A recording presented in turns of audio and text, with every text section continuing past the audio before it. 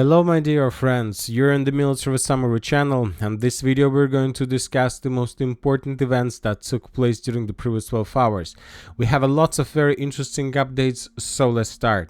And the most important update is coming from the western part of Ukraine, and according to information we have, according to the Wall Street Journal, the Ukrainians lost their first F-16. And according to information, this happened during the massive Russian missile attack on Ukraine that took place on the 26th of August, so this Monday, that the biggest attack ever that was conducted by the Russians.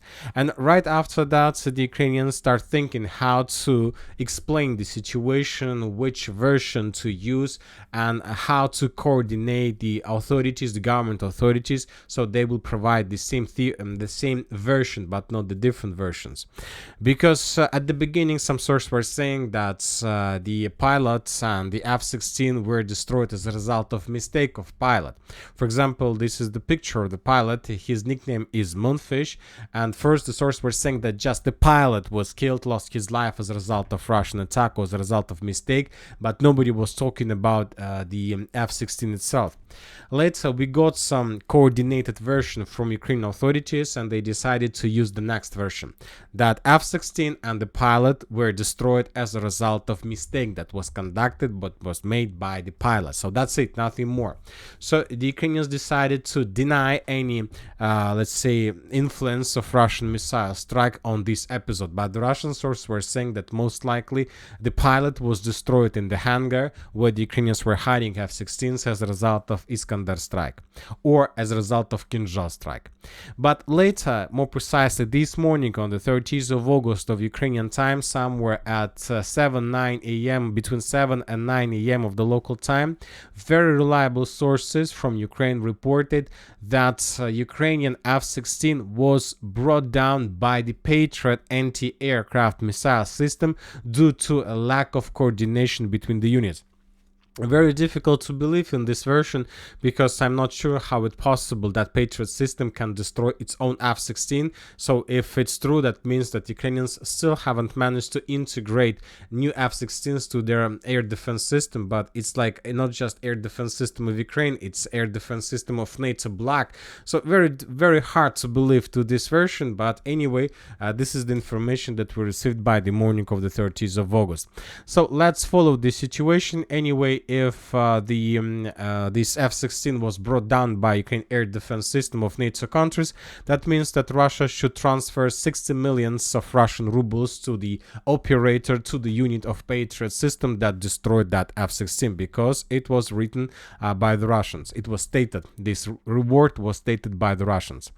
Now let's move further and let's discuss the situation on the ground. We have very interesting changes. First, let's talk with the South Donetsk direction. During the previous 24 hours, according to information we have, the Russians improved their positions to the north of Urozhaina and captured additional tree line.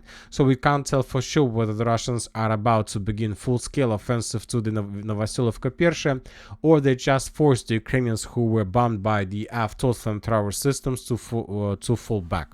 Now let's move further. As for Vuhledar, during the previous tonight, we haven't received anything. We haven't received any updates regarding Russian attack to the west of Pavlovka or about the clashes between Vadiane and the coal mine South Donbass. Now let's talk about Konstantinivka, and now we can tell for sure that as a result of clashes, the Russians captured the village of Konstantinivka, including the Garden Association Shakhtar, completely by 100%. First, the Russian sources published the video how they were bombing and attacking this Gardens Association, and this was something like artillery preparation, as you can see. And later we got additional video that was published already by pro-Ukrainian sources, and in this video we can see how the forces of 79th Brigade were FPV droning the Russian forces inside of this Shakhtar, settlement Shakhtar. So based on this video, one episode was geolocated exactly in this point, and based on this video we have adjusted the map in Russian favor. And now once again Konstantinivka was captured completely. Currently the Ukrainians most likely retreat towards these farms, but most likely during the next day they will be forced to fall back further in direction of Antonovka. Now let's move further and let's talk about the villages of Antonovka and Katerinovka, because very likely these two villages are going to be the next next targets of the armed force of Russian Federation. The Ukrainian sources published the video from the road, from the death road between the village of Katerinovka and Konstantinovka. In this video, we can see how the Ukrainian soldier was walking along this road, and he was showing us significant number of armored vehicles, personnel carriers that were destroyed as a result of Russian attacks, FPV drone attacks. And he stated that there are tens of vehicles along the entire road. So the Ukrainians during the battle for Konstantinovka suffered significant losses. Now let's move further and let's talk about the Pokrovsk direction, where the Russians continue their offensive operation. As for changes on the ground, as for different mappers, during the previous night we haven't received anything from the city of Selidova, anything from the city of Mirnograd and Pokrovsk as well. Just few geolocations that confirm, let's say, the control over the contested area. Let's start from the northern part, and in this video we can see how the Russians raised the flag in the coal mine Novgorodsk and in the city of Novogrodovka in the northwestern coal mine. This video confirms complete control, of course, and based on this video we have adjusted the map, of course, in Russian favor. So we have added additional black. As for the city of Selidova, according to the latest updates we have the Russia. There are very heavy clashes already in the central part, but the Ukrainian sources published the video that was dated on the 29th of August, so yesterday. And in this video we can see the Ukrainian soldier, not Ukrainian soldier, but Ukrainian journalist, who was moving exactly in this point on map, and he was saying that by the 29th of August of 2024, the situation, at least in this part of Selidova, was under complete control of the armored force of Ukraine.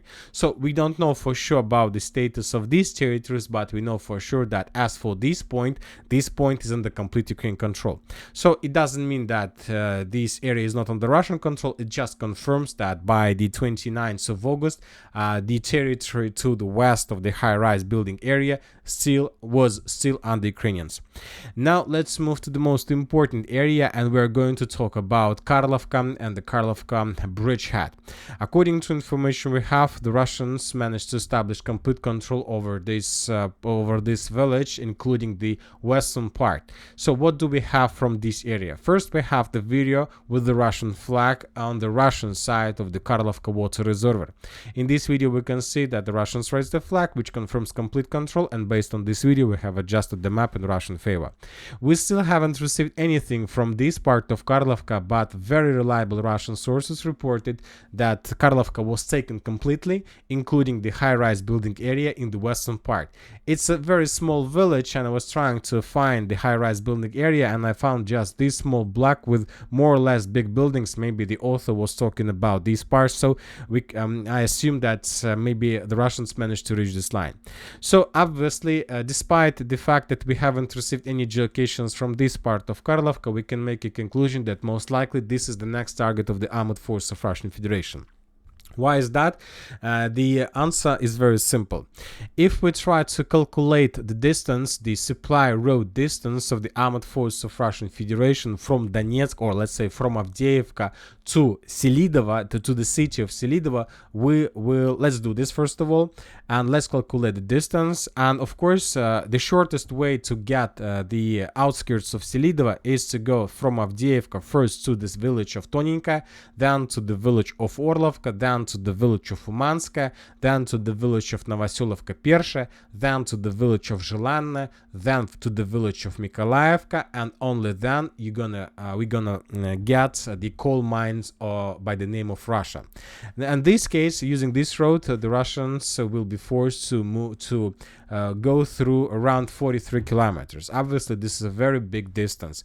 And if we calculate the distance, the possible supply distance through the village of Karlivka, and let's start our calculation from the village of Pesky, so the border of Donetsk, then the Russians can go through first to Pervomaiska, then to Nitailova, then the Russians should answer Karlivka itself, and then from Karlivka the Russians will get the village of Memrik. So it's like already outskirts of Selidova, where the Russians can concentrate forces, where the Russians can create some logistic hubs, and from this territory to continue pressure towards Mikhailovka, Ukrainsk, and Selidova itself.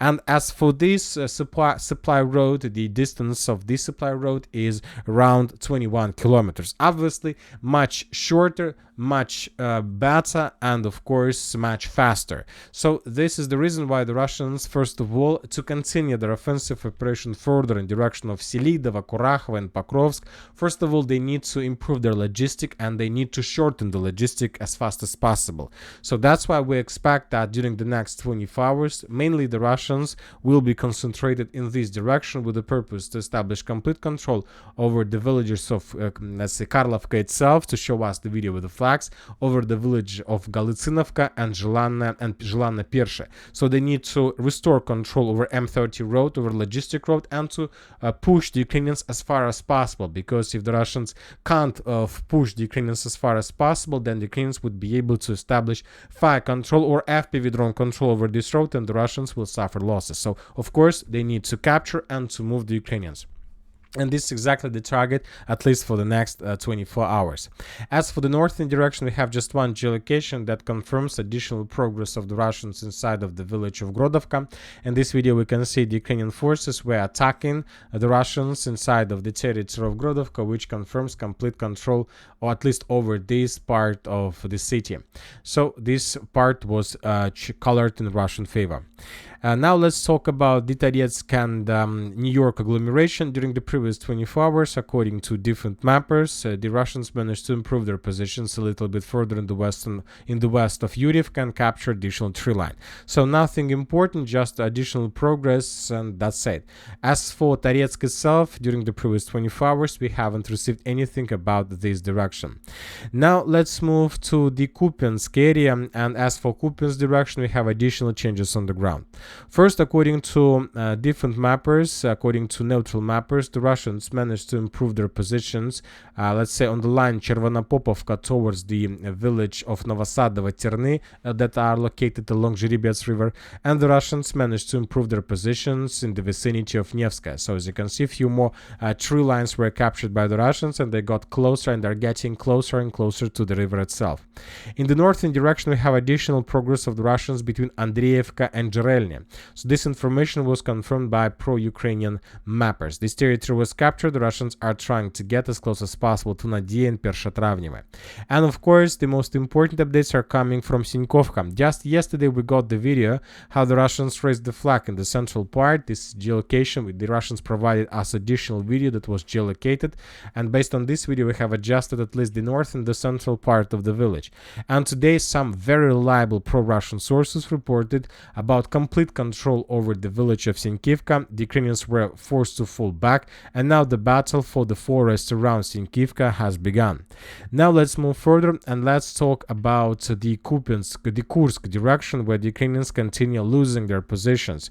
According to information we have, the Ukrainians were forced to fall back from the southeastern part of Kornyevo completely, and today we got additional geolocation that confirmed this.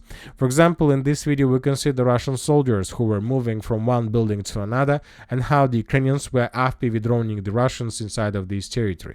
This video confirms complete control at least over this point, and based on this video we have adjusted the map in Russian favor. As for the Ukrainians, we stopped receiving any updates about additional progress. The only progress that was discovered by different sources is the Ukrainians' advance on the Ukrainian side of this water reservoir in the vicinity of the village Ruska Konopelka. So based on this map, the Ukrainians captured this part. The Russians, so summarizing everything, controlled the eastern part of the water reservoir of the Ruska Konopelka. The Ukrainians controlled the western one. And that's it. So no more additional progress from the armored forces of Ukraine. They continue suffering losses. For example, today we got additional videos of how the Russians were hunting and attacking the Ukrainian deep ammo depots and warehouses with multiple launch rocket systems. In this video we can see few Iskander strikes. As a result of those strikes, the Ukrainians lost the warehouse of multiple launch rocket systems like Grad, like different vampires. There were no HIMARS, understand, but anyway the losses are significant. And today today, this morning, the Russians conducted an aviation strike with the FAB in the city of Sumy, and as a result of attack, the entire industrial zone in the northeast western part of the city was completely destroyed. So, summarizing everything, we can make a conclusion that, according to the Minister of Foreign Affairs Kuleba, Ukraine blamed the West for the failure to deliver promised Patriot systems. And not just this, according to information we have, the Western countries still haven't authorized Ukraine to use Western weapons on the territory of Russian Federation, which confirms one important thing, that if the Ukrainians were able to control Western weapons by themselves, if they had their own operators, their own officers who were in charge of these systems, then the Ukrainians would not wait for any permission or any authorization to attack the territory of Russia.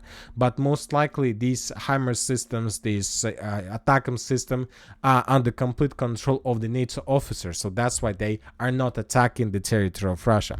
And that's it for this video. Military Summary channel reminds we condemn any violence in the world. Thank you for watching. Subscribe to my channel, put your likes to my Patreon, and have a good day. Bye bye.